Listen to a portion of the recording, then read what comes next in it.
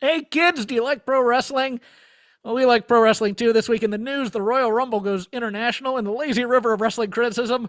Meh. And in Vader Club, Chris has selected Nick Bockwinkel versus Bruiser Brody from August 31st, 1979. We are back from our end of the year hiatus. This is Shake Them Rubs. I am Jeff Hawkins. He is Chris Novembrino. It has been a week here in Los Angeles, California, Chris. Yeah, no joke. And both of us are on the IR and still making the appearance here. I guess you Oh, can go first. let me talk about this. Yeah, the Santa Ana winds have blown up and decided to start spreading fires and whatnot, and I had to go to the doctor's office throughout all this, so that was a lot of fun. Went to get my 6-month cystoscopy.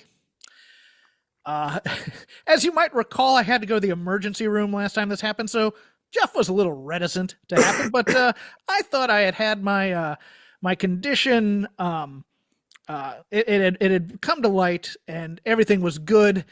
And then I got in there, and they said, "Yeah, you say you're allergic to sulfa drugs, but we never gave you a sulfa drug last time. We only gave you an antibody, and we gave you 200 milligram antibody called."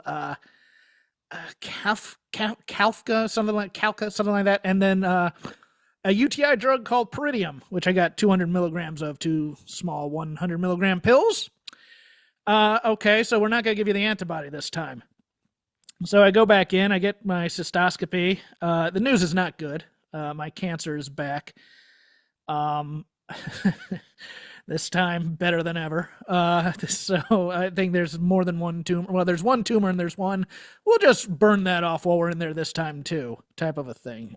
It's early, but it's something I don't want to do. It's something Right, I right, thought I'd right. be done with after, this time, since it's recurrent. I may have to go through chemotherapy. It's not fun. And so I get back, and they've decided to give me no medication this time, but to keep an eye on infection. And then they go, well, we'll just won't give you the antibody. We'll give you the Peridium instead.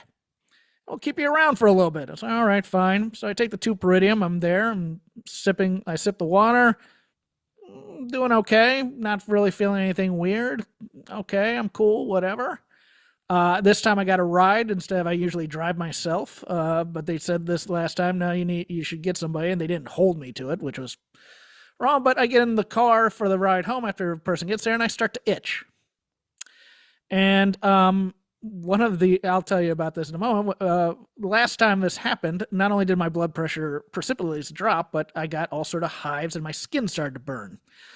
So I was just hoping, well, maybe this is just after I've changed my clothes and whatnot. I get home, I start to heat up a little bit, and I'm like, oh no, here it comes. So I call my ride back. I go, I need you to come here and pick me up, and I need you to keep an eye on me for a little bit. And I call the clinic and I go, it's the Peridium. What should I do? Take some Benadryl and hope for the best. It's like, okay, great. And sorry. Oh, we didn't look up any of the symptoms for what a Peridium allergy might be after having it for 3 times. Great. So I go, I don't want to go to the ER. Let's try and go to a urgent care. But I had brought my EpiPen with me just in case it was going to be bad, and so we get to my friend's house, and I'm turning red, and there's a handyman going, "You don't look well." So we go to the urgent care. We only have one provider here. It's going to be a 45-minute wait. They're just going to tell you to go to the ER. Nope, I'm going to another urgent care. So I go to this place, check in. Let's take your blood pressure. Boom, I'm out. I'm starting to fade. They decide to give me the EpiPen, which I brought, which they'll probably charge me for. And they call an ambulance to take me 3 blocks down the road. So once again, another $4,000, $5,000 ride of under a quarter of a mile for me. And you also have to remember that this is in the middle of fire season right now happening. So I'm in an emergency room that is packed with a lot of very tired firefighters just sitting there waiting to, have more Benadryl and some steroids and stuff and get this all through my system, and watching my heart and making sure it doesn't do that, and just being very alone in an ER. And all week now, I've had to answer questions about how I'm doing. And it's hard because I have to parse whether or not they're talking about the fire, for which I'm fine. I am miles away from any fire, barring any crazy homeless person, because we're having homeless people starting fires around town now to see what'll happen. Or the health. So it's like I don't really want to talk about it online all that much in terms of that, because it's like I have people I know who are losing everything they own.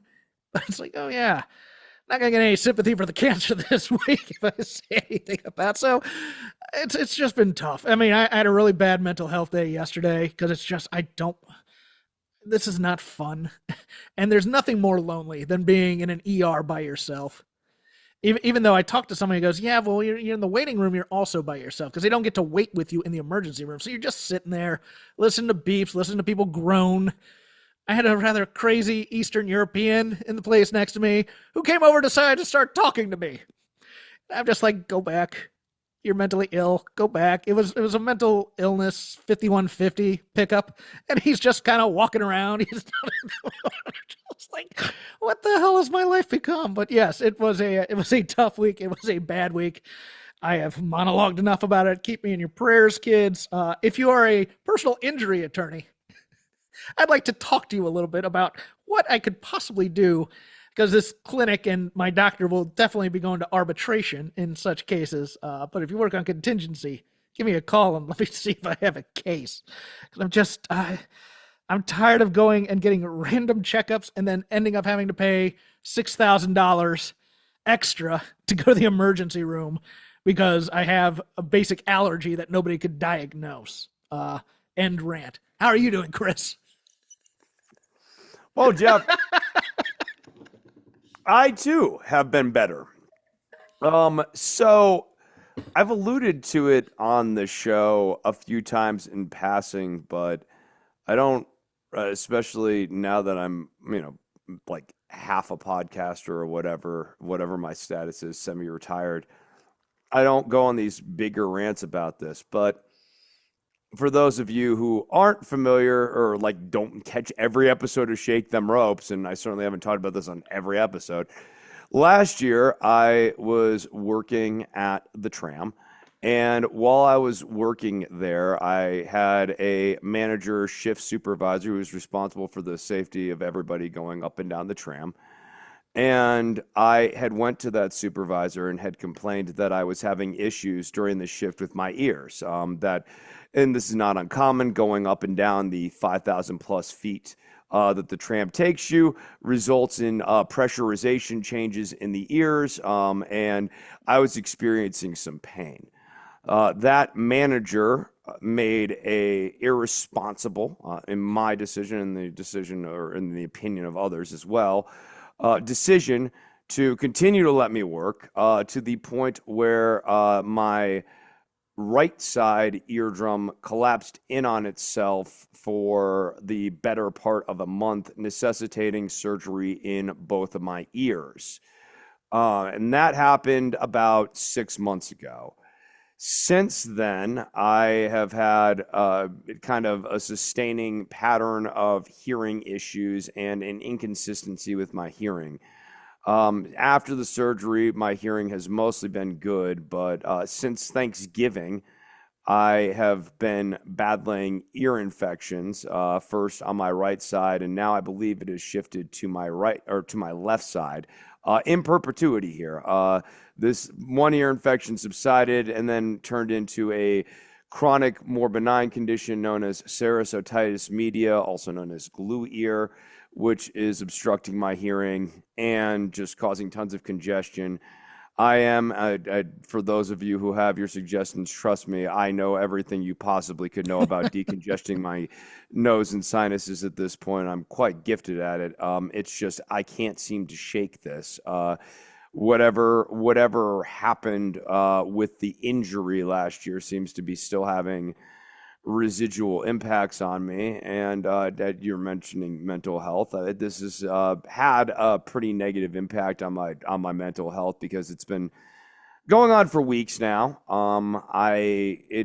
Music has been inconsistent. There have been when it was on my right side here, like about a month of basically not listening to music and really not playing music outside of lessons, and even that has been more muddling through. So the things that I enjoy in life have been kind of ripped away from me for a sustaining period of time, and I'm not really sure when this is going to resolve, and I'm just hoping that this resolves in a hearing balance that's at least equalized, even if there is more hearing loss than I've already sustained. Normally, for a musician, you lose your hearing from noise and volume. And my life, unfortunately, it has more been the case that I have lost it through repeated infections. So, not a hoot. Not the best. I mean, it's not what you're going through, but like to say it is certainly life impacting. I'm not trying to compete or have the No, Olympics. no, it's not a contest. We just wanted to give an update on what was going on. Yeah, no, but that's what's been going on. Is I woke up today and I can't really hear out of my left side now. Well, let's talk a little Graps. Rest in Boy, peace. did you know that wrestling's on Netflix now? Well, something resembling wrestling is on Netflix. I don't know if I'd call it that. I mean, They like I certainly said, had a Raw show on Netflix this there week. was a show on Netflix. There was a show on TBS. And there was a pretty decent show on the CW, I thought, this week. But we'll get to that. Attention must be paid. Rest in peace to Black Bart, a.k.a. Richard Harris, passing away of cancer at the age of 73. If I say the name Black Bart, do you know who I'm talking about, Chris? I know the name, but I've never actually seen a Black Bart match. Okay, yeah, you may not have, unless you're like me and he was kind of a mid-card enhancement talent to the stars. He's kind of what you like to call a character jobber, if to be kind of a little bit derivative. You're like Wahoo McDaniel type. No. Wahoo far more up the ladder than Black Bart was. 6'2", 260. So he stood out quite a bit. Had a tag team in Florida in the Mid-Atlantic with Ron Bass called the Long Riders. Appeared on a Starrcade 85. Had a bull rope match against J.J. Dillon and Outlaw Ron Bass during that time. Did a couple tours of Japan with Hansen and Brody and Manny Fernandez, where he'd be the guy to take the fall. He'd get chances here and there, either as a babyface or a heel, and would hold some mid-card titles, like the national title for Crockett, and also the Mid-Atlantic title, which he would lose to Ron Garvin. He'd beat guys like Sam Houston for it. You'd have a lot of those things. Did have a chance to be a world champion once in 1986 in World Class Championship Wrestling. After they withdrew for the NWA, Bill Watts was trying to take over the North Texas territory, and Chris Adams, who was the world champion at the time, bolted for would then be renamed the UWF. And Black Bart, who was then given Skandar Akbar as a manager, was made the world champion in a fake match from Los Angeles. He'd kind of go around in the late 80s a little bit too. He'd be in like Global. He was in there in the early 90s. He worked a little bit in New Japan. Okay, so maybe I have seen Black Bart. Buzz Sawyer and the Barbarian. Was in World War III in 1995, the 3-ring battle royal type of thing, and that was really his big last one. In the early 90s, he kind of became an enhancement talent for the WWF, which may be where you'd see him there. He'd always be taking the falls there because J.J. Dillon loved him, and so J.J. Dillon brought him in. Also famously, there's a story in the Observer, and I absolutely love this. It's like, on June 20th, 1987, at the Summit in Houston, he was in the tournament to crown the Crockett version of the first Western States Heritage title. I remember this one because Eddie Gilbert had just turned Sting babyface and was telling me how Sting was going to be this huge star with the turnout. You won't believe how the crowd reacts to him. No matter what anyone says, the guy who saw Sting as a star first was Eddie Gilbert. I was at the show in Houston for the tournament. Sting came out for his match in the first round of the tournament, and the place went crazy. I was impressed. He worked with Black Bart, and Black Bart pinned him in 7 minutes.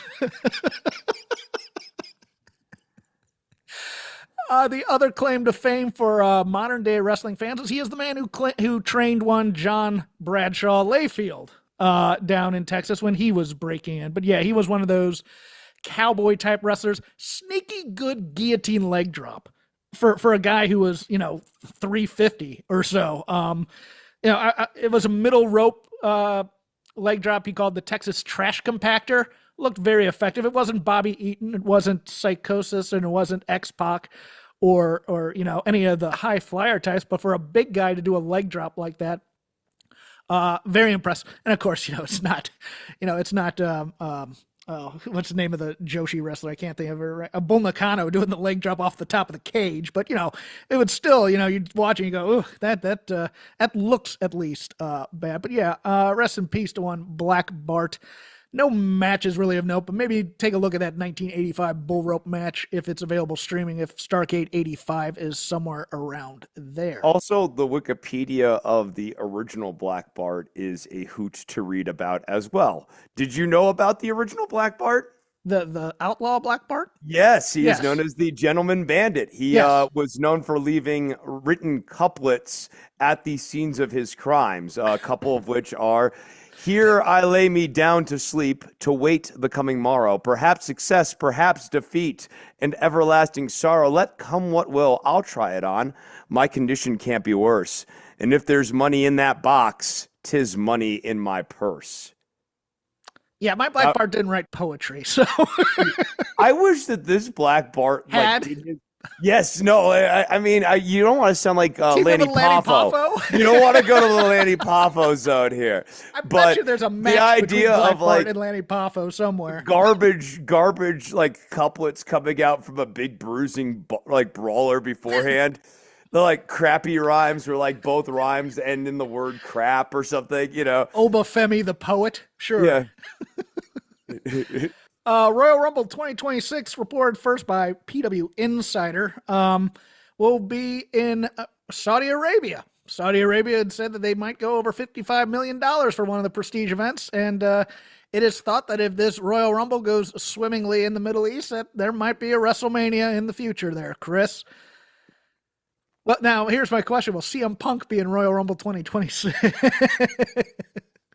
Yeah, moments like that make me think it's really good that Hulk Hogan got booed for 30 seconds this week on live television. I actually have that in the news, but I mean, it could be either. Well, let's do it now. Variety, 2 minutes after that Hulk Hogan segment, had a story about how Hulk Hogan got booed on Netflix, Chris. That was somewhat amazing, yet not surprising, given Hulk Hogan's visibility during the presidential campaign. They're not as forgiving in Los Angeles as they might be elsewhere. I don't think it's merely his visibility. Yeah, right. I know. And actually, I think that the canard is to go, oh, brother, they're after me because of my politics. No. I was not implying that at all. No. I wasn't saying that either. But I've definitely heard Hogan defenders or people who are trying to put a little bit of a spin on it to biased towards Hogan, basically try to write this off as, oh, it's political. No, I don't think so either. I think it's an aggregation of all the years of bad equity. It's everything from, the Gawker lawsuit, Bubba the Love Sponge stuff, if you go on YouTube now, the N-word stuff is really the big stuff. The N-word stuff, but not just that. If you go on YouTube now, you can find 2-hour plus videos of Hulk Hogan lies. Hulk Hogan and lying are synonymous with one another. And I think there's just something about this guy, and this has something in a world that is entirely fake. It's professional wrestling. There's something about this guy that is repulsively fake to people. Yes. That the fakeness about him induces repulsion. It's it's to not a certain sect of fans. Now here's the thinking here, and it was very cynical, I think, on WWE's part, because there have been some wrestling venues where the reaction was far less volatile. I mean, there were boos, but you could hear others who cheered them. But the reaction he got from people who don't know any better, which was the Republican convention. Because I was listening to people, talk about afterwards, and really comparing, they just kind of went on the surface of comparing politics to pro wrestling and all that other stuff. They don't really know anything about the Hulk Hogan stuff per se. So if they were moderately entertained, or they're like, well, it's a stunt or whatever, they never really went into the things that Hulk Hogan did. Right. Yeah. Type I of was a going to thing. say that it sort of breaks with the Republicans, right? It sort of breaks into a perfect storm, I would say, of one, things that are pretty damnable about Hulk Hogan, like just everything that he said about, cancer patients and Andre the Giant and just the fabulations around all of his life and the fact that he routinely lies and self aggrandize. That stuff just wouldn't be on the register. There's the other stuff about the hard R that maybe doesn't necessarily trigger offense for some people. I Yeah. wouldn't go. No, I wouldn't go that far. Well, they I don't think use they don't use it, but they're not necessarily going to write someone off because of it. I'll put it that way. And then there's like the Bubba the Love Sponge stuff and the Gawker stuff, and they don't really care too much about that stuff either. I think he just that might be the last place he still can gain traction, but Well, but even if you take some of those, they have to be essentially Republican non-wrestling fans. I think that even I if think you're a non-wrestling fan is the most non-wrestling, important it's the part. most important part, right? Yeah, Not Republican, but non-wrestling fan, and the right. people No, who know. what I'm saying is I think that if you have someone who is a solid wrestling fan and is also Republican or conservative leaning, I think their knowledge and revulsion towards Hulk Hogan overrides whatever Yes, politics. My yes. God, that's what I'm saying. I'm trying to Okay. give the benefit of the All doubt right. here. It didn't Yeah. sound like it at first when you're saying, well, those people, they don't probably don't mind the hard Well, I R. Like, can't well, say hold the on. best about them. Look at their nominee, Jeff, but I can at least say some things. And I think They went for the well, hold Stormy on, Daniels guy. hold on. I'm trying to get it away from the political part right now, and Yeah. trying to view WWE cynicism here, which is more like, well, he got praise and a pop, and people were entertained there. Maybe we can now bring him back to help, because the whole point of this is to try and help market the Saturday Night's Main Event brand, of which Hogan is synonymous. So, and I think that they I just think did is not a read the room. disastrous move. No, disastrous move. Was he on this last one? I can't remember. I don't think he was. I don't think He they brought him. wasn't. Okay, I that's mean, what I remember. that's the other thing is like they brought back Jesse, Yes. and I thought that was fine. But I mean, there's just simply no. I don't think there's no clamoring for Hogan. I do not think that there is clamoring for Hogan. There's not clamoring for Hogan, but there's And I this don't think weird, there's this sense of absence without him either. no, but it's weird. It's like, well, the WWE brand is so synonymous with Hulk Hogan that there's almost like this siren song that this company has, where it's like, well, we need to bring him back because he was so instrumental to him, even more so than, say, a Bret Hart or anybody in the Attitude Era. Hulk Hogan in the 80s with the growth, with the national expansion, was WWF. So they're going to put that toe in the water every so often. And I think they are, but I think but they need Hogan to get burned is on the stove, yes, they need to get burned on the stove, and I also think that that mythos is fundamentally flawed. I think at this Plainly, point, I think Steve Austin and Dwayne Johnson were far more important champions for the growth of this company because they allowed WWF to turn into WWE and truly become the publicly traded company that we've come to know and not necessarily always love on a regular basis. I do think that Hogan was extremely important to the original expansion of WWE, but I don't think that he alone is the story.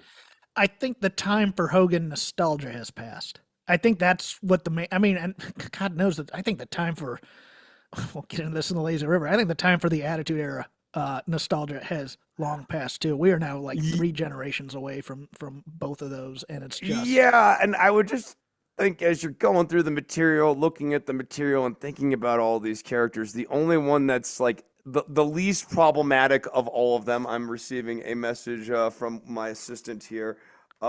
Yes, I will be able to. Thank you very much for that. He was giving me just a few pointers here on the Austin Rock factoids here that I was trying to get in place. Finish your thought. Yes. So I don't think he's that Who's the least problematic? I'm sorry, the least problematic of the Attitude Era stars. Thank you. Austin.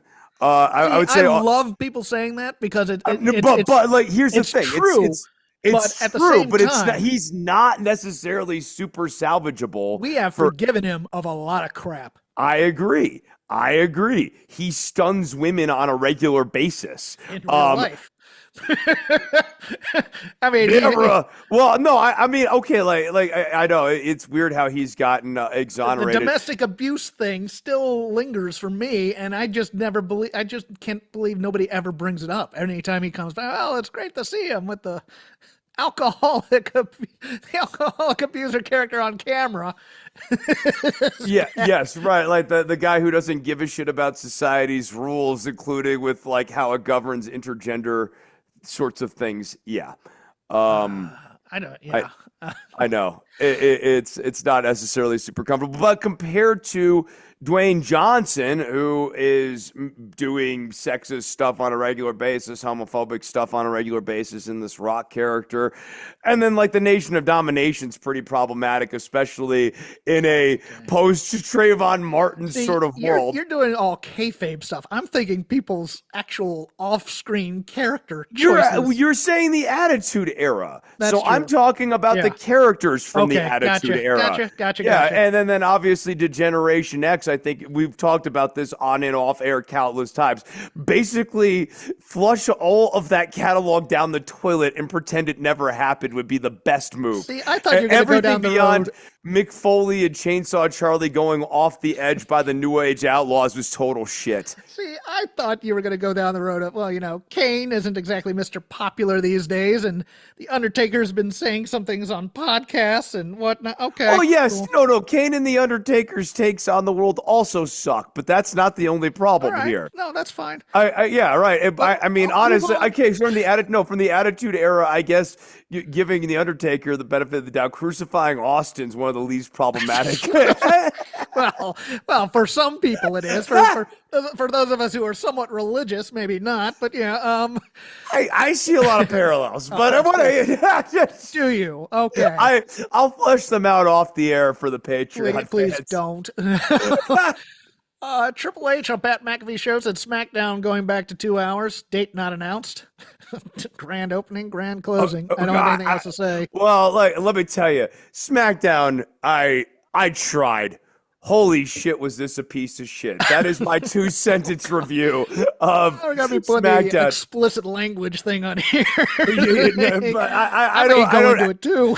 I don't know how to explain like what that. Oh, okay, let's wait till the Lazy River because it's all watering it down a whole bunch of crap with tomato sauce, and that was SmackDown. Vince McMahon, former CEO of WWE, agreed to pay over $1.7 million to settle SEC charges that he signed to undisclosed settlement arrangements bypassing WWE's internal accounting controls and causing inaccuracies in the company's 2018 and 2021 financial statements.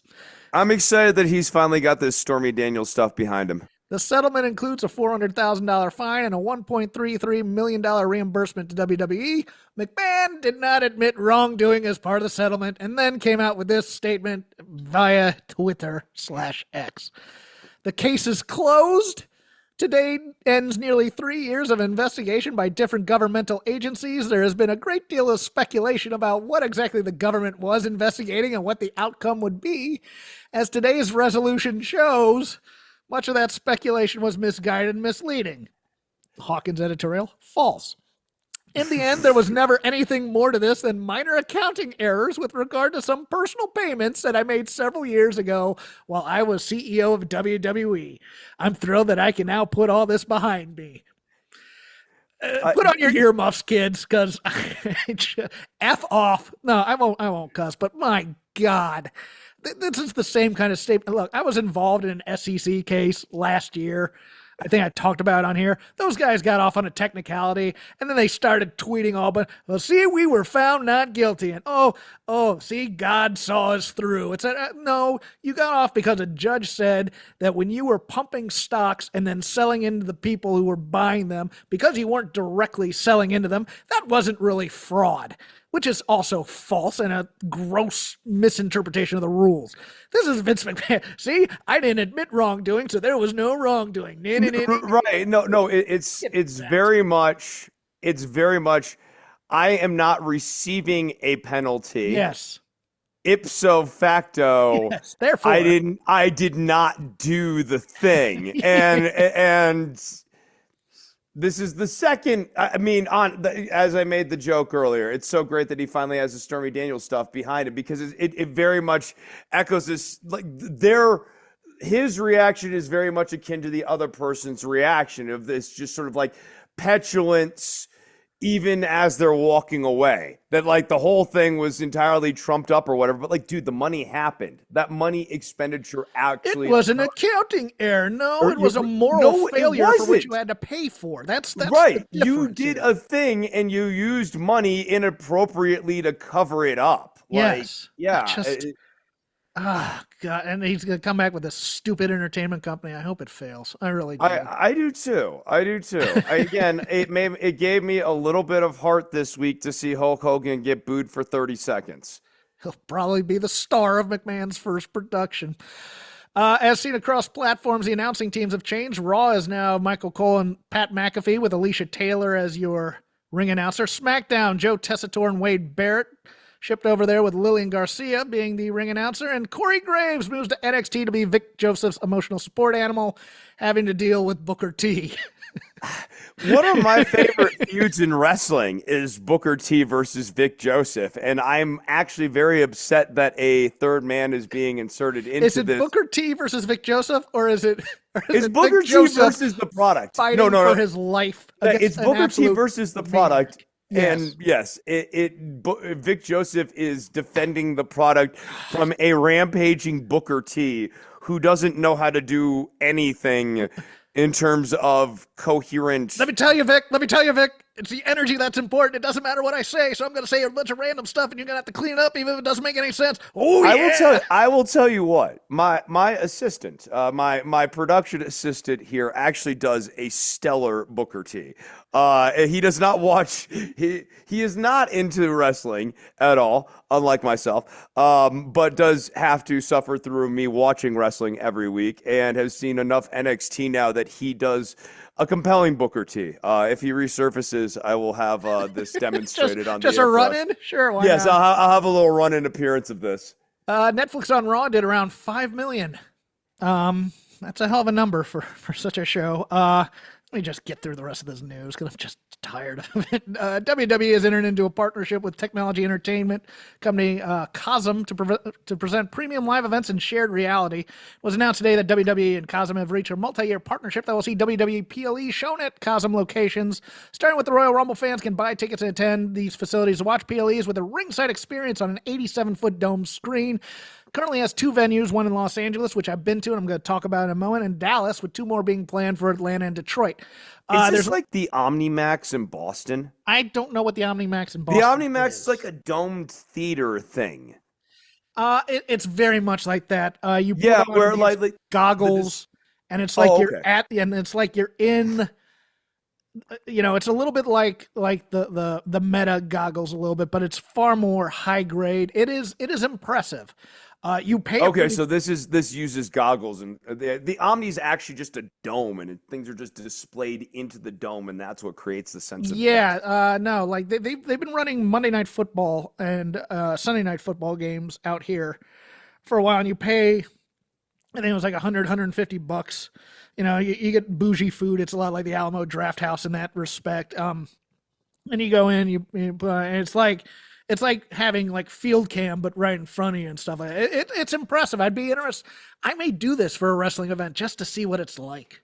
It is that impressive, but I don't know if I want to pay that much necessarily or sit with wrestling fans doing it, but we'll see. Yeah, I mean, like I guess that's the thing that might be It's cool if you don't have the opportunity to go and see WrestleMania or whatever, and you're really locked into the product like that, and seeing WrestleMania all day would be kind of cool. I could see doing it for a Mania. I don't know that Yeah. I'd want to do it for any other like I wouldn't just do it for some middle of No, the no, no, no, year no. It's gonna be show. a Tiffany event, like a Rumble Yeah, or a it's got to Mania. be like Rumble or Mania. But Yeah. I like doing Manias at home because they're now 2 days and too long. So it's like, okay. Wrestling Observer and Fightful both recording. Malachi Black may be done in AEW. Yeah, that Will Ospreay promo, little brothering Buddy Murphy, or Buddy Matthews, or whatever the hell his name is, may indicate that. New Japan had a lot of wrestling over the weekend. That's now very ice cold in terms of takes. But Kenny Omega returning and beating Gabe Kidd, and the Young Bucks are now your IWGP World Tag Team Champions. On the main rosters of the WWE and whatnot, all your women's champions are different. Liv Morgan losing to Rhea Ripley, and Tiffany Stratton cashing in her Money in the Bank to be world champion over there, including Julia, now your NXT title. Obafemi now holding your NXT title. I'm going to do this old news story that Coming out of the Go New ahead. Japan thing that I think is worth noting is the Chris Charlton and Tony Schiavone. Yes, I have that thing too on here if you'd like me to talk about. Yes, Chris Charlton was suspended for 2 months for comments made during Wrestle Dream? Or I'm getting Wrestle Dream and Wrestle Dynasty mixed up in It my was head. Wrestle Dream. He wasn't on New Year's Dash. He wasn't on New Year's Dash. Calling Tony Khan a money mark who stole New Japan's top stars and did nothing with them. I have a lot of friends who think that this was Chris Charlton going rogue in a way, or real, and that Rocky Romero was very upset by this and then suspended him for 2 months because Rocky Romero is a executive with both New Japan and AEW. I did not listen to what the flagship had to say about this because I'm sure they'll have more insight. My thought is that, I thought it was a work too. So I thought my initial read was Charlton was working because it was like so thick. But then my impression of seeing how the fallout went was he was working. It's part of a feud. But Charlton said some stuff that cut too close to the bone for a certain Marx Brothers looking executive at the other company. And you did not just call him Harpo Marx. I did. Oh, God bless you. Right in my feels. Yeah. I mean, so like a certain Marx Brothers looking executive did not handle that very well and had the reaction of, I don't like that. Because Tony Schiavone's reaction on Twitter, Take a bath? When I first heard that, he tweeted out, he fired back, I'm like, okay, all right. Then I saw the actual thing and I was like, dude, you are in your 60s, you idiot effing man-child. What the F is this crap? I thought that was I had heard that Tony Khan had not originally watched it, but then was made aware of it. But that Rocky Romero was the one who was upset with it. But I was also told a month ago that this pay-per-view, this joint pay-per-view, was going to be the start of a feud between New Japan and AEW. So I just assumed when I heard that okay, there's Charlton throwing down the gauntlet because Chris Charlton is skinny as a pipe cleaner. I don't think he can fight. I don't see him going rogue and going against wrestlers or whatnot unless he was given that code red or whatnot. But I could see him possibly being a little bit too smart for his own good and saying some things that may have crossed the line to start the feud there. Now, right, yeah, but especially in the world of wrestling where things do get handled backstage, off camera, and outside of eyes with no witnesses who will say nothing.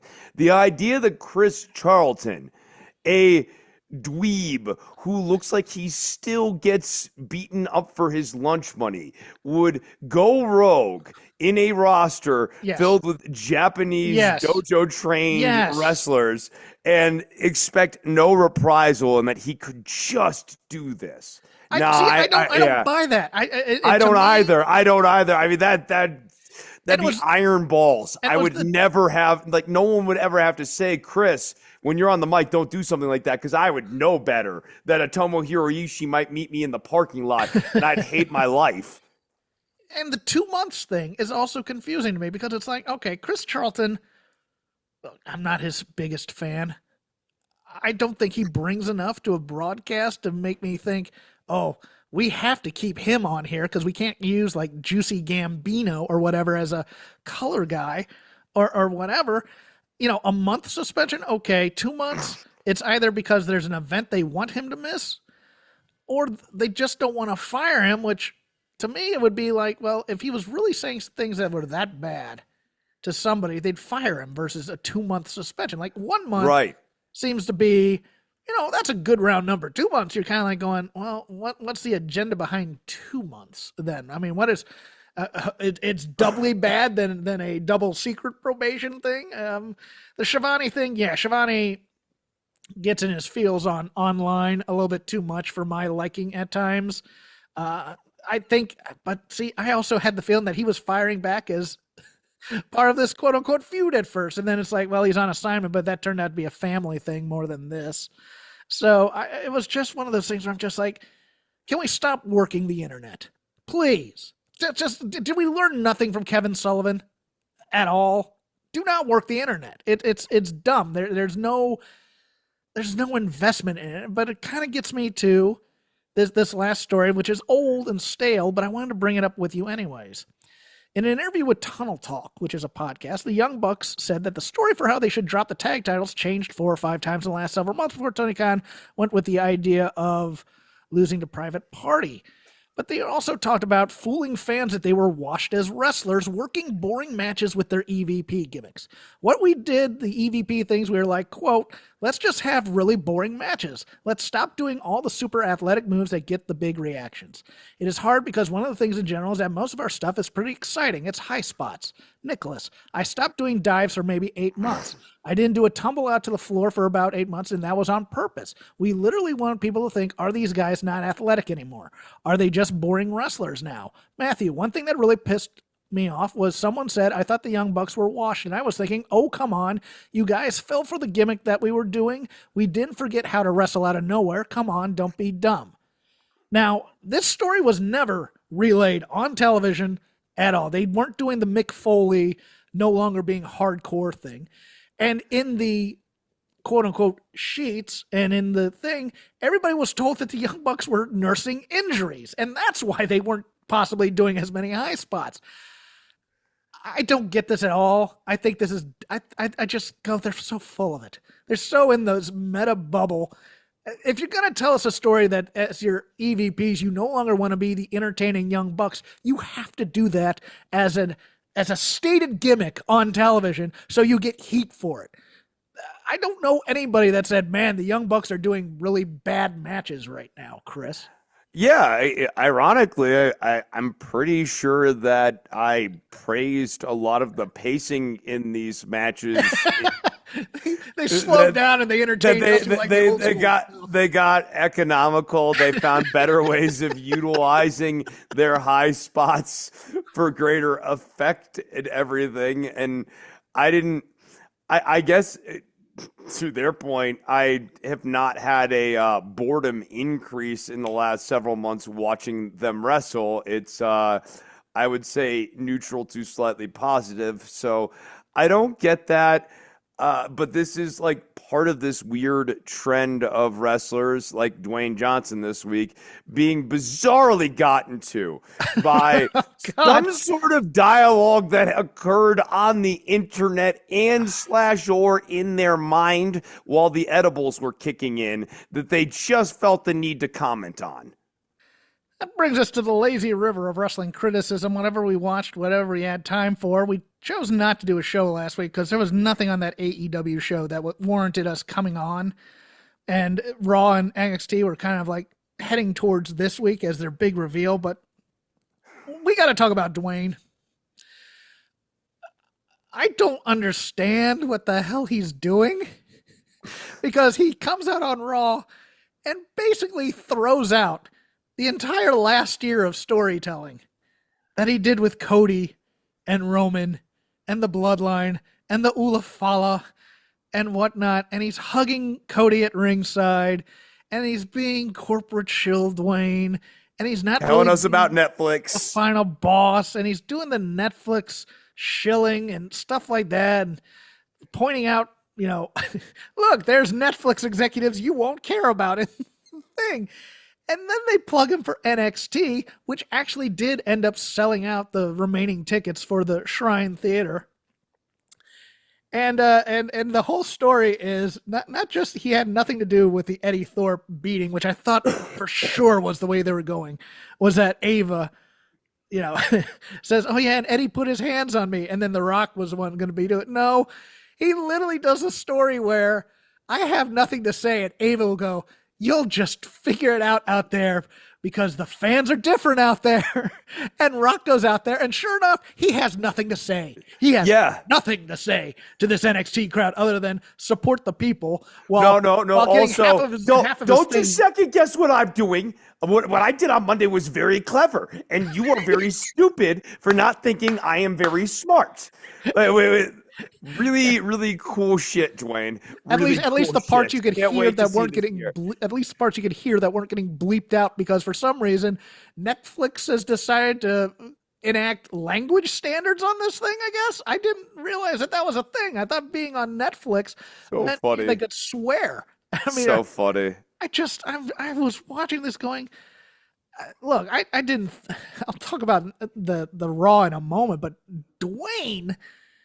This to me feels like he's not going to be a Mania. 40 minutes of Dwayne this week, and he did negative work. Negative.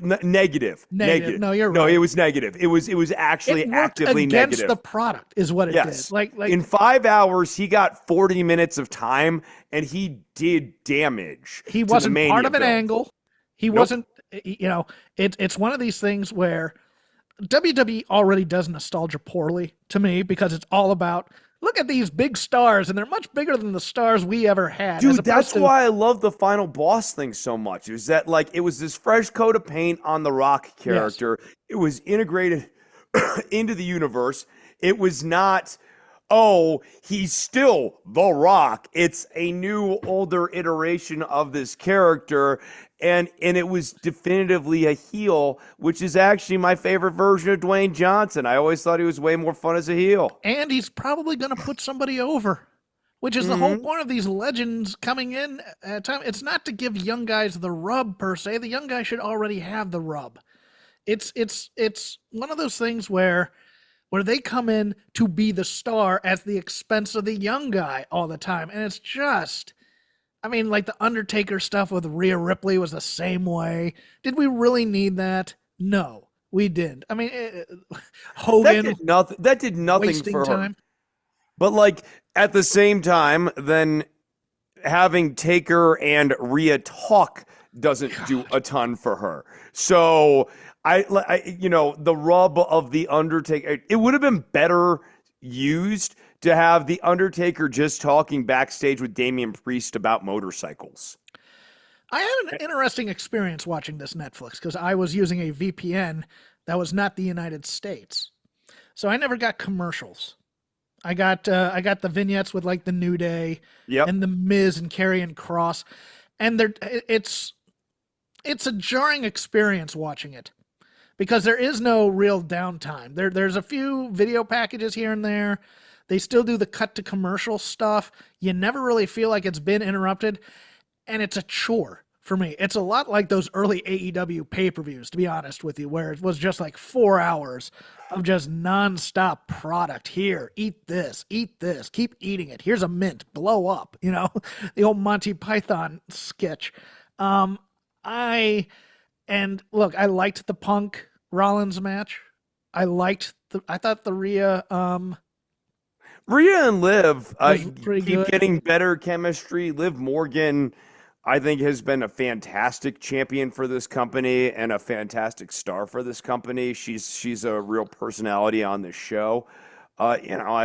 Was there any Sky match on this show, or there are only 4 matches? That's the weird thing. Yeah, there were only 4 matches. My bigger issue with this card was just what we chose to put on this card and where we chose to put it on. Well, like, for example, I would have probably opened up with this women's titles match and made this entire show a big on-ramp for new fans to understand what the hell this bloodline shit's all about. Because if you don't have a frame of reference for this bloodline crap, then it's all going to be these dudes fighting over a necklace. Yes. And you need to make this not about that. That this is a vaunted family in wrestling, that these people matter.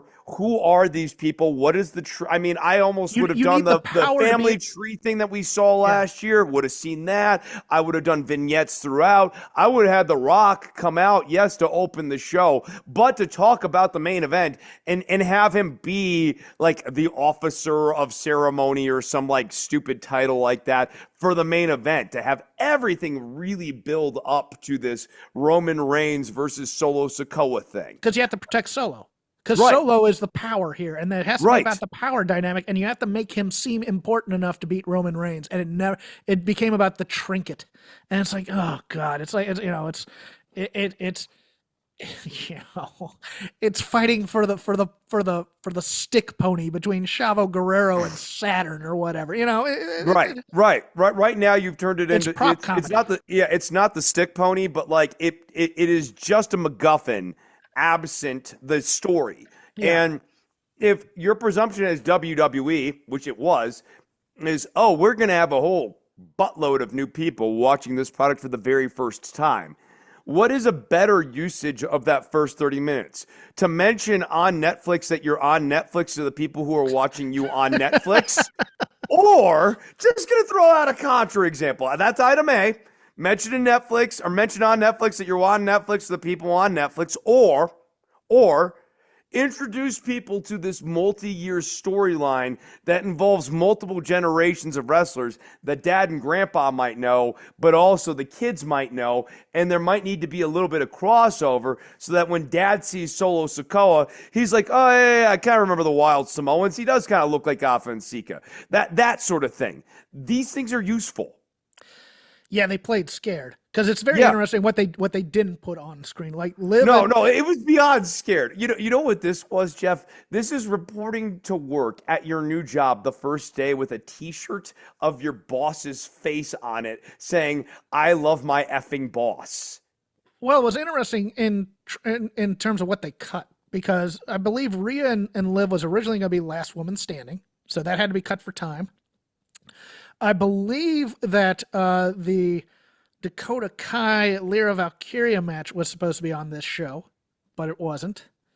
And if you recall, this was going to be the debut of Penta with Rey Mysterio in a tag match that has now been pushed over to Penta. It was Chad Gable. No. Chad Gable. You're right. Yeah. Because Penta was going to debut in Los Angeles, because Penta lives here in Los Angeles and is a luchador. Mm-hmm. So it was very. I mean, it felt. And that's a scary cynical move too. Right. It's really cynical, and I get being a little gun shy to put the rocket behind Penta, but if Penta's your big new acquisition, and you want to make him the new character this year, I mean, it's really only a 1-year commitment, anyways. This is a great opportunity to have him debut as this high-profile debut. A big deal, yeah. Yep, have him debut is a big deal, yeah. Can't believe I have nothing else to say about Raw. I will let you choose whether we go to AEW or NXT, or if you want to stick around with Raw, we can stick. I don't have a lot more else to say about Raw. I hated the sort of obsequious praise of the boss as I brought up here. I think it does nothing. We talked about Hulk Hogan already, but I mean, boy, that Hulk Hogan promo was fated to die in any building across the country with what was written on the page. And it just kept going. And it just kept, I mean, it was super pandering. Then we get to this beer that like people do not need another shitty Pilsner in their life. This is someone who doesn't drink anymore, but when I did drink, I enjoyed good Pilsners. That was actually one of my favorite types of brew back in the day. People don't need yet another shitty Pilsner. It's the dominant beer in America. So, like, Hogan, and also, I think people really have this resentment of, like, the Okey Doke commercial. Where it's like, oh, I'm seeing someone I like. No, actually, this is the way we do product sponsoring, so you can't go and use the bathroom right now. Woo energy. Yeah. I'm about to see Bret Hart. No, you're about to see Bret Hart coming out to talk about, his new co-sponsorship with Dr. Pepper. Oh, that makes me so angry, Bret. Don't do it. Please never do that, Bret. Out here to talk about my new acting gig on Canadian television. Okay, let's kick it over to NXT, shall we? Ava. Ava is canonically supposed to be a babyface GM, but if you are watching this product with any degree of vigilance and you care about balls and strikes at all on this show, she's doing such a better job as a heel GM who's like passive aggressively screwing people over than she is as a babyface GM. Let me recap this week's antics, just this week's antics, because there's several Ava bad GM moments on this. First, she has had friction with one of her employees. Her employee is Ethan Page, a former NXT champion here. How does she reassert her managerial authority over this employee with whom she has had friction and whom has shown to be a bit hard-headed and iron-willed at times? Why? She brings in her uncle to physically intimidate him. She's the baby face. She's the baby face here. And yes, uncle comes in and physically intimidates Ethan Page, but we're not done yet. We have a main event match, a title match, which has already been mired in controversy around general managerial choices made by Ava, somehow turning this into a triple threat match when at this point Trick Williams and Eddie Thorpe both have pinfalls over each other, and Eddie Thorpe actually has 2 visual pinfalls over Trick Williams, but you have Oba Femi in this number 1 contenders match. Oh, hey, we'll talk about how she manages number 1 contenderships here in a second, too. But first, we got to talk about this. Our number 1 contender, I guess, Oba Femi, decides that he's going to take out heel Eddie Thorpe. Heel Eddie Thorpe then comes to Ava, says that he was attacked by Oba Femi. Her reaction to this is to do nothing. Do nothing to change anything. There is going to be no punitive measures for Oba Femi, not even something to the effect of, Oba, you get to stay in the match, but should you win this match, you will be facing consequences for what you did leading into this match, which would be something that would make a ton of sense in a belt change. Oh, no. We're just going to screw over Eddie Thorpe, who misses half of this match because of the bad choices of Ava. He's not canonically physically able to compete for a large chunk of this match, but Ava don't care. She's a babyface GM. So then finally, let's talk about how she manages the number 1 contendership. Now, Jeff, you know that on this show, there was a number 1 contendership match for the North American title currently held by none other than Fallon Henley. Fallon Henley does compete on this pay-per-view. Normally, that wouldn't really matter because she's in a 6-woman tag and we have a number 1 contendership match for a singles title, which gets decided in a non-controversial fashion. We have a winner. Her name is Stephanie Vaquer.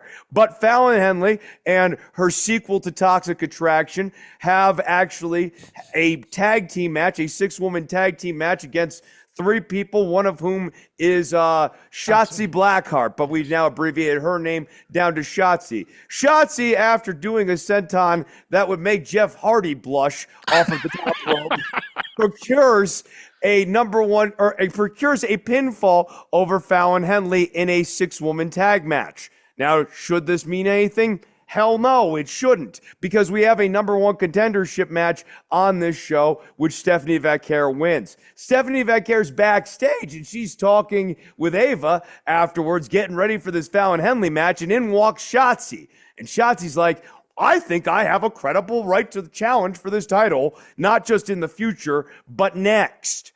And Ava's like, I have never considered such a position like this before. No, the answer is both get a title match, but Stephanie goes first. Right. You would get a match. You're the number 2 contender. Yes. You're the number 2. But instead, Ava screws over the number 1 contender, who's a babyface. She's eventually going to be the women's champion in this company, Ava. Ava should, Ava should just make herself the double champion at this point, or Ava should be a heel manager. I would actually prefer greatly an out of control Nepo baby Ava, because I think it'd be much truer to life to the situation that I'm watching on my screen every week, which is someone who is not good at commanding the microphone or the visual presence of a GM, someone who is not contributing to the storylines, and someone who is a charisma vacuum who's only there because her uncle's The Rock. This is a heel GM through and through. Let me jump in here, because there's not going to be a lot of positive talk about AEW once we get there. There's no positive talk for any of these shows this week. It's this. Did you think that title change on NXT was good? Let me temper, Chris. You calm your temper. I enjoyed the first hour of NXT. I thought it was kind of brave that it was an all women's first hour. I'm not one of those people that, give participation trophies for women's wrestling necessarily. I want to be entertained by women's wrestling. I thought Julia and Roxanne was pretty darn good. Yeah. Oh yeah. Agreed. I thought the 4-way was pretty good too. I really did. I thought everybody kind of played about. I still watch as Kaylani Jordan is as a heel.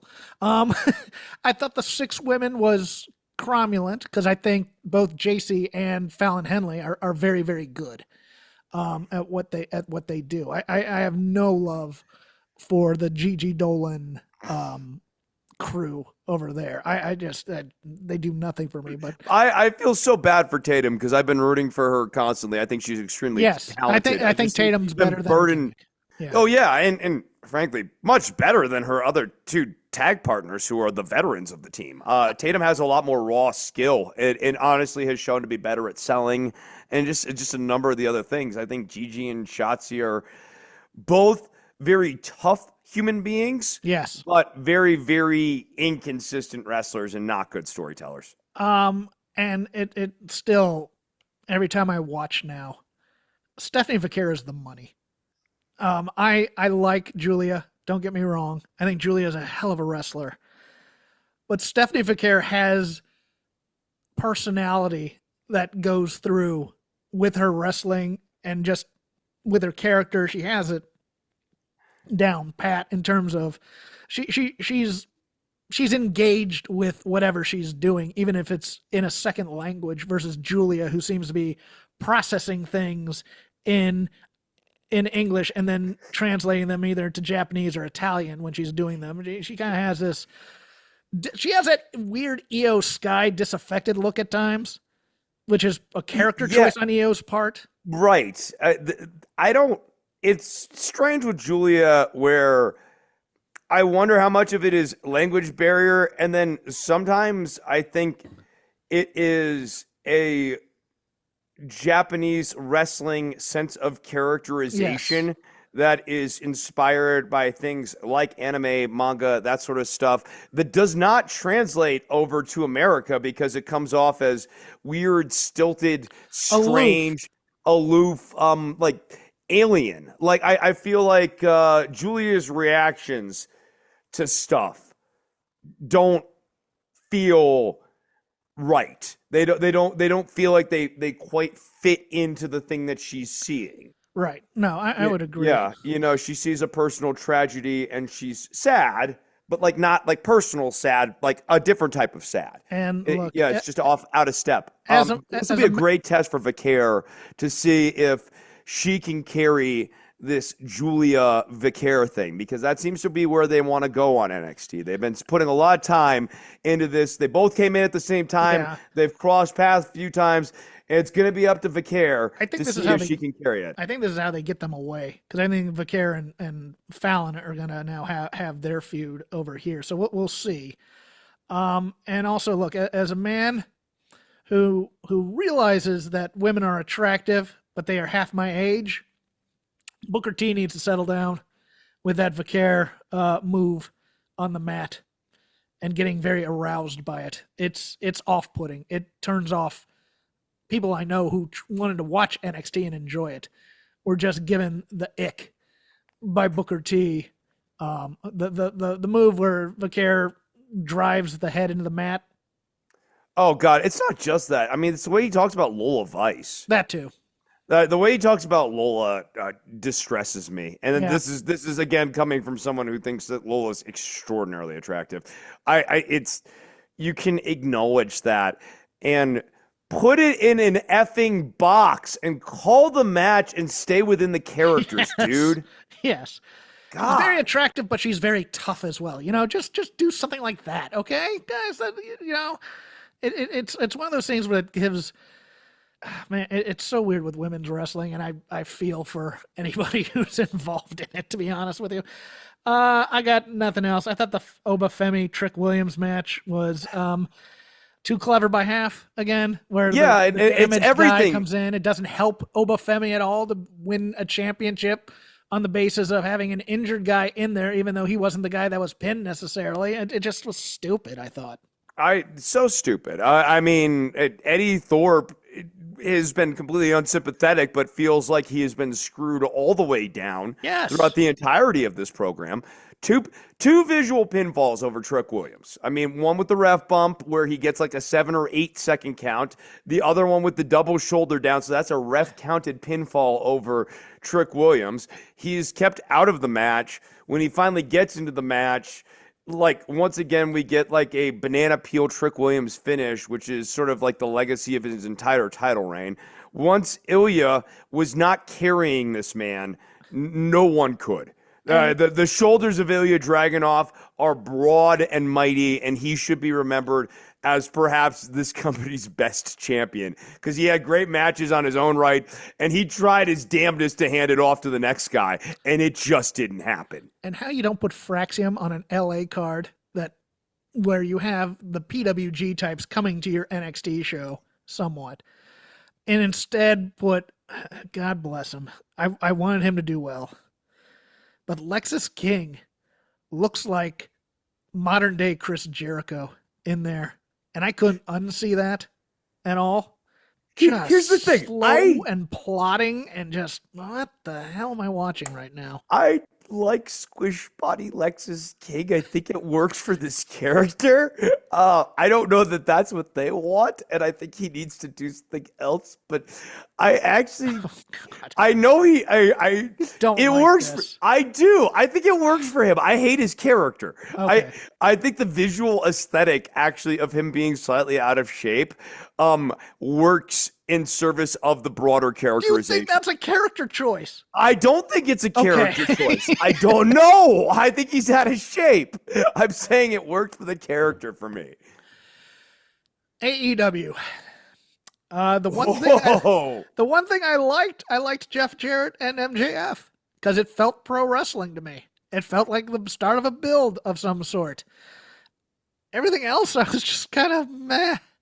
And sure, this was probably because I was suffering the aftermath of being in the emergency room. But like the Casino Battle Royale. That was so okay. The Casino Battle Royal was impenetrably Or the stupid. Gauntlet. The Casino Gauntlet. Yeah, that's what it was. impenetrably stupid from the standpoint of the Undisputed Kingdom. Well, like, what the hell was their strategy in a one fall to the finish match? Let me go even bigger than that, because this thing, number one, you should just rename it the If They Were Used Properly Gauntlet match. Because everybody in this match, look, they loaded it up with guys that we're supposed to be excited for, but they've absolutely fumbled the ball on all the way through. We have a number one, we have the match, the triple threat last week, to see who will be number one, who can guarantee that they might be able to get a pinfall, and we just bring out Hangman Page out as number two, as opposed to making that match the other two can't compete in it. So it's really no use to do that. The Undisputed Kingdom, triple threat was just, nothing really, but Wheeler Yuta of the Death Riders. Also, guys, why the like, hell was cares? he there? He was there just to take out Jeff Jarrett. That's it. I get that, but you got to explain that shit. I'm sorry, you got to explain the psychology of this match. And that's the job of commentary, of which you had two play-by-play guys this week. You had one play-by-play guy, and you had Ian Riccoboni. I don't like Ian Riccoboni. I was actually going to say you had one play-by-play guy when you cobbled the two of them together. Okay. And Daddy Magic, who just brings nothing to Dynamite. He's fine on your B or C show, but he's terrible on this.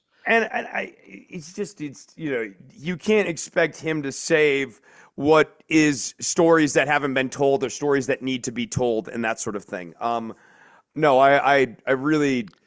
hated this gauntlet match in particular. Riccoboni got to rap at least. Yeah, well, thank God for that. And he got to get roasted by MJF too. This gauntlet match was such a momentum suck, and I was unclear on the rules. So when it was decided because I guess I missed the rule announcement at the beginning of the thing because I was literally doing anything else, and I saw the finish and I was like, why was this person doing this? Why was this person doing this? What was the point of that? Why would he be doing this? No, it should be very clear with Yuta, for example, that Moxley has sent Yuta out there as a singular assassin to get rid of people, but his other job should be to try to get some schlub to win this. It should have been twofold: to take out Jarrett and try to get whoever Moxley's there weren't any is. Schlubs in this, though. I know, and that's the other problem, right? Well, unless you count Ricochet. Well, or Yuta himself. Yeah. Oh God, the Ricochet. They're putting this dumb laugh in there. And hold on. We had the Murder Hawk Monster in there. He's kind of a. This got nobody over. Adam Cole has never been colder than in this entire thing, and he looks tiny compared to Kyle O'Reilly and Roderick Strong, who did nothing. Everyone else in his faction makes him look small. Yeah. I don't know how. I don't do comparisons. I certainly don't know his body specs or whatever. But boy, it looks like he's lost mass over the last few years here. And I hate the way they build, because there is no way in hell anybody thinks for a second that Powerhouse Hobbs is going to beat Jon Moxley for this title. And I love Powerhouse Hobbs. I do. Or if you're going to do that, right? And I don't believe he's going to win.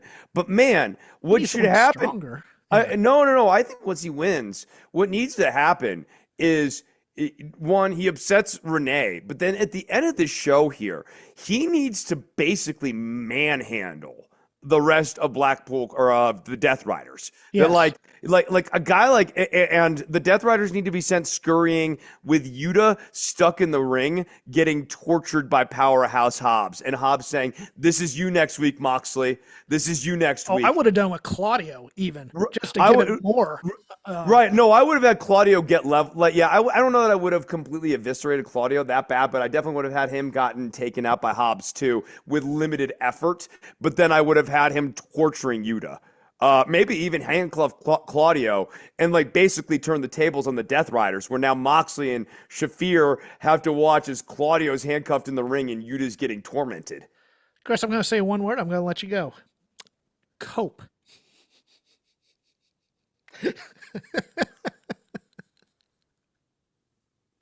Go ahead, Chris. Okay, so also somehow involved in the Moxleyverse storyline is a guy named Adam Copeland, who obviously could not continue to be Edge, and naming yourself Ledge or Dredge is not a great name, or Edger or Edged. None of these names are good. Yeah, right. Peak. None of these things are going to quite get you there. Summit. Yeah, right. Yeah, Adam Summit. Yeah, like he would have been better off. Let's be completely honest. Edge Copeland. Like if Yes. you can actually just hang on to this by calling him Edge Copeland and you're done. Um, but or Adam Copeland, which everyone kind of at least knows him as, but we're doing Cope because Cope sounds like Edge. Ironically, though, if I recall, Edge once said that like a problem with his ring name, kind of like Christian, is that like it doesn't really lend itself to crowd chanting. Like it has to be like a "Let's go Edge, let's go Edge." You can't just go Edge, Edge, Edge. So Like, now it's going to be Let's Go Cope, which is Cope, Cope. Well, well, we're trying to cope. We're trying. like for the viewership of this show, maybe it serves as a soothing mantra. Oh, Chris, be nice. I'm the mean one here when it comes to. We found out last year they're barely even listening to this show. This is no one on the Voices of Wrestling Podcasting Network has ever, up until now, said anything particularly critical about the AEW product and the way that it's structured in a generalized way. I learned that last year, and that was exciting for me, being on the network and all.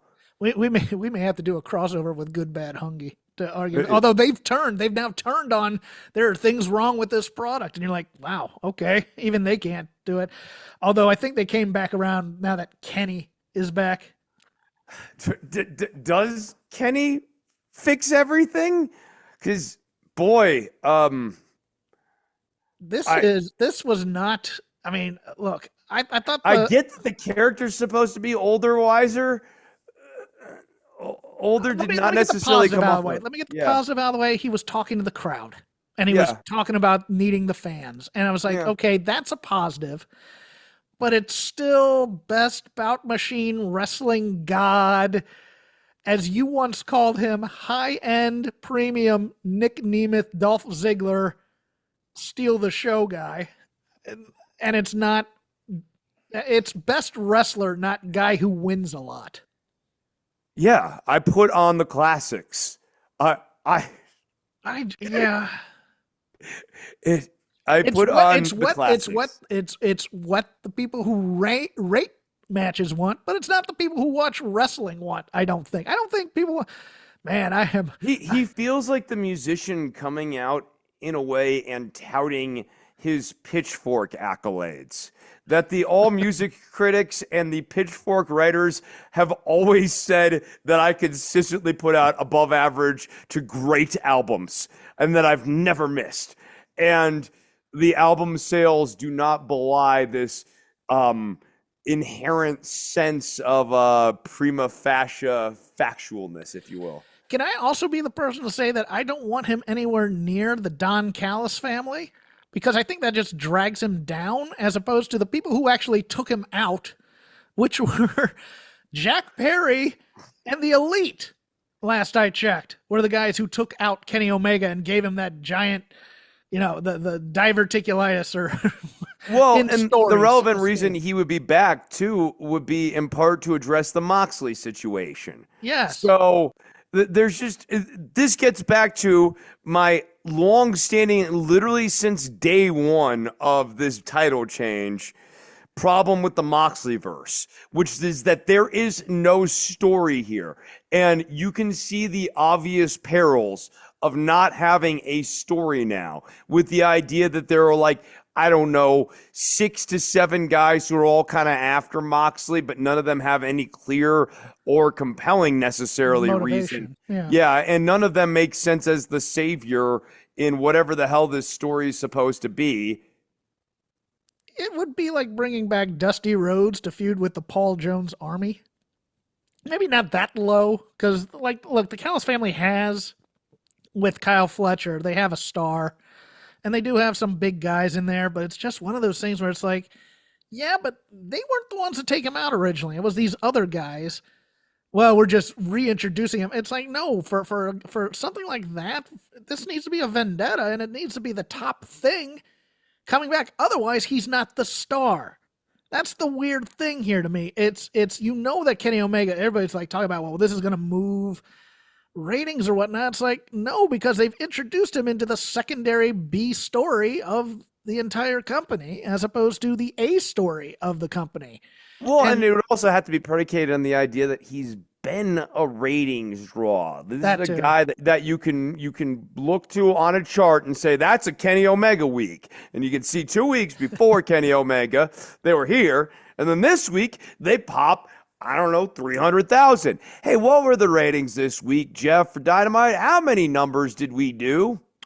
Um, we did okay, but we can't do numbers anymore because of the streaming now. Because we don't know how many. Because Oh, Max doesn't release its stuff. I mean, okay. So so like the 615,000 might be a bit misleading. I don't know if it was even 615. Was it? Yeah. Oh, okay. That's what I saw. That's what I saw when I Googled it here a minute ago. What did NXT get? Good question. I thought Um, it was close to 1 million, or so I thought, but maybe I'm wrong on that. or According to the old WrestleNomics, I will vamp for you here. viewership this week.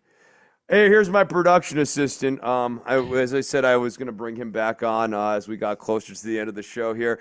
The people want to hear your version of Booker T. Booker T, the wrestling announcer from NXT, who you like, who's always talking to Vic. When we're watching NXT, there's like Vic, he's like the normal play-by-play guy, and then there's the guy who's like always yelling about Trick Williams or whatever. No, that's Michael Buffer. That's Michael Buffer. No, all right, we'll watch it. Let's work on the We're, bit, we're, and we'll we're bring gonna it review. back. We're gonna review this next week. Yes, Next week. okay, Now cool. that's what we call in the business a tease. A tease. That's yeah. That's it's see what you do. This is I think useful for AEW fans. What you do is you tease a week ahead that you're gonna do something, and then the following week you deliver on that No, storyline. you announce it on social media 2 hours before the show, and you hope. And that then you just throw that shit on the show. Yeah, pretty much. Yeah, I got yeah. nothing. I got nothing else. No, I like this is a down week. I This is mean, a honestly, mess if week. we hadn't taken last week off, I would have been pushing to take this week Yes. off.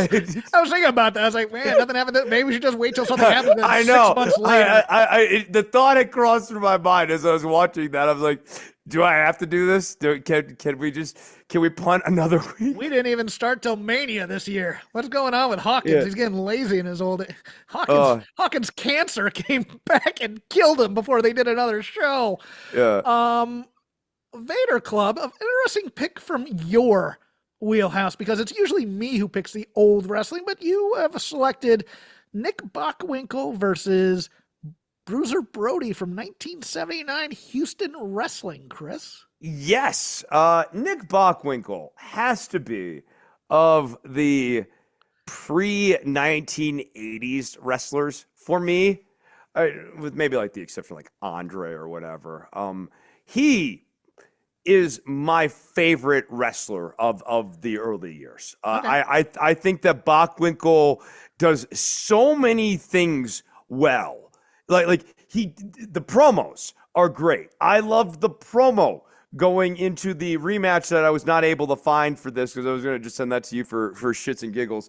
But I love at the end of his promo going into the match with Bruiser Brody, the way he says, and I may even have to be more vicious. Like in this absolutely mamby-pamby, wimpy pants, like, oh yeah, you're so vicious, dude. Using Especially words like paradigm and stuff like that. Yeah, no, yes, I love all of that. Yeah. I love his promos, but I love his selling. I think Yes. that Bockwinkel sells really great. I love his sense of match control. Okay, That- before you go on, the thing for me, and I may have watched this match before. I've watched a lot of wrestling in my life, old and new. Every move that Brody did to Nick Bockwinkel, no matter how small, looked like it absolutely was quote unquote real in terms of the reaction of, I just got my head driven into a turnbuckle, which doesn't hurt at all usually, but it looked like he got his head slammed into a wall. And that's how he reacted. I adored Nick Bockwinkel in this match. Please continue. His selling is so excellent. And how old is he in this match, you might wonder? If you ask Google, you'll find out that he's in his early 30s. But if you use math, you'll discover that he's in fact 45. in incredible condition in this match. Yes. The other thing that I love, as I was getting into, is his sense of control. Because this match, though it goes to a classic AWA schmozzy pants dumbass finish, and it's the thing that I hate about old wrestling and always have and always will. But that's just the nature of the business back in those days. What's so great is that, like, when he's giving Brody absolute control, his sells are really good. But then when he goes on the offense, when he is like laying in, his offense looks good. It looks stiff. It looks purposeful. It does not look cocky or campy. And even when Brody's fighting back, Bockwinkel's still trying to fight on, but is just getting outclassed. I love the way that he knows how to just give enough, how to take enough, how to just sort of reset and reframe stuff. And to your point, everything Brody does for his part looks excellent. Brody's in excellent condition here. As I mentioned, his forearms, oh my God, the triceps, his triceps are just massive. There's a few times where he's doing holds and his triceps are bulging. And like, they look like they're just going to pop right out of his friggin' arm. It's awesome. And I like, you know, up until we start getting into the weirdness in this match, I really love the psychology between What these two weirdness guys. are we talking about? But hold on, before we get into that, there's a couple of, you know. Okay, a chair shot outside the ring that does not result in a disqualification. Yes. The year is 1979, and we still have over-the-top rope disqualification rules. Yes, we do. I love the over-the-top disqualification. It's so what anybody stupid. says. Two relics that were always kind of go away from 1980s wrestling, but here in the 70s, Boyd Pierce from Mid-South, your announcer, and he was a commentator on Mid-South, but also famed Texas referee Bronco Lubitsch. Bronco. Great line in this. Great line. When he holds the belt over his head. He's so and strong. the announcer, the incredible strength of Bronco Lubitsch. I'm like, the man with the fastest 3 count in the West. Oh God! But you know, it's one of those things where like one move can give you a 3 count, and that was great. I thought I loved was it the second fall where he kicks out at 3.5 to get, but it's still a 3 count. 3.2. Essentially, like Brody makes the mistake. He makes a mistake, like a power man mistake of, rather than just turning his shoulder, he tries to do a full bench, and that gives Bockwinkel the extra 1/10 of a second. People bag on that a lot, and I was like, no, that feels real. But my absolute favorite thing in here is the opening bit where they lock up, and Brody shoves him away, and Bockwinkel accuses him of pulling the hair, and Bronco's having none of it. Number one, I love a good old-fashioned, he pulled my hair ref from a heel. It's even better from a bald heel, which is why I always wanted Dax to do it when he was a heel on FTR, but he didn't take my suggestion. They lock up again, and he throws down Bockwinkel. Bockwinkel again accuses him of pulling the hair or whatever. Okay, fine. And Bronco's having none of it. Third time they lock up, Brody actually pulls his hair and takes him down. And I laughed. I had to pause. I was laughing so hard. And the baby faces just decided, you know what? You're going to accuse me of this. I'm going to do it. Screw him. I howled. Essentially, like, hoisted by his... I love the... Like, basically, Bockwinkel got outsmarted by his own bullshit. Like, right? So he's now set up the ref to think, oh, I'm just going to keep calling hair pulls because I've called wolf twice. It's basically the boy who cries wolf. Yes. Yeah. I've cried wolf twice, and now we do it. And then we, the audience, all delight over the heel who thought he was being clever, being outsmarted by his own clever scheme. Classic move. This is the stuff I love about a Bockwinkel match, and I just think is timeless. I think in Bockwinkel, I see flashes of Henning style of selling, but also Ric Flair style of selling. Like, there's so many people who, whether they realize it or not, are channeling elements of the Bockwinkel performance in their bumping and in their thing, and they're some of the best wrestlers, and they're some of my favorites. But really, I mean, if you want to get Nick Bockwinkel, watch the promos too, because yes, they're so fantastic. They're so good. It's the nuance in his lines where he says something one way, but it has a drip of weakness. He says something one way, but it has a drip of disingenuousness. And then Gene Okerlund will interject, and he'll get pissed. Like, why are you mentioning anything right now, Pipsqueak? And I'll kick your ass. It's so great, the levels that he goes to in his promos. Yeah, and even the class stuff, the way he uses class as a veneer. Yes. Yes, and prestige and stuff. It's like he's in a job that's such a lost art. It's like he's in a job that's beneath him. Yeah, right. Like it's the difference. The difference between Flair and Bockwinkel is massive to me. Where it's like Flair is always like, "Oh, this is the job that fits him." Like this is like being someone like Ric Flair, you should be champion. Bockwinkel's almost more, this is an annoying job that I have to do simply because I'm the best. With Flair, it's about the money part of the class, where it's like I get to buy all this cool stuff and live in this big house and swim in this giant pool and date all these beautiful women because I'm the champion and I'm the best wrestler. With Nick Bockwinkel, it's like, I'm the best wrestler. This was a way to make money, but I should have gone to Harvard. Right. And now I shouldn't even have to defend this title anymore. And now I have to deal with people that I wanted to leave this town and never see them again. Right? Yeah, and I'm better than them. I right? Love yeah, them. yeah. It's just like I shouldn't even really have to be defending this title. Yeah. Like in a way, it's an insult to me to have to main event at this next pay-per-view. I'm better than you people, and I'm better than the people who do this wrestling. Why should I should be your champion by default. Bruiser Brody is not on my level, and I don't know why you people, you dumb hicks, can't see that, like, this guy's not even a credible threat to me. I love that, man. I really do. There's just so much about Nick Bockwinkel that I enjoy, and as time wears on, I find more things I like about him. So, no, this is not the last appearance of Bockwinkel on Vader Club by any stretch. No, and I'm going to give you a hint on my Vader Club pick for next week because I've started gathering candidates, and it's going to be about someone who's retiring this year, the real final boss, Mako Satomura.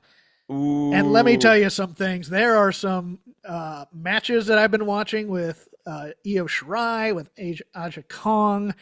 I'm trying to find one with Ayoko Hamada, but what a career! And there's one with and there's a few with Kana, aka Asuka, that are just absolute bangers. Yeah. So it will probably be Mako Satomura. I'll get that to you as soon as I can. Absolute legend. I mean, as we are getting to the finish line, we're taking a step back. God, man, Mako. I stand so in absolute awe. I know, and it's only by catching up and obviously having to review her when we were doing it in like NXT UK and stuff. Yes. You just saw, holy shit, she's so good.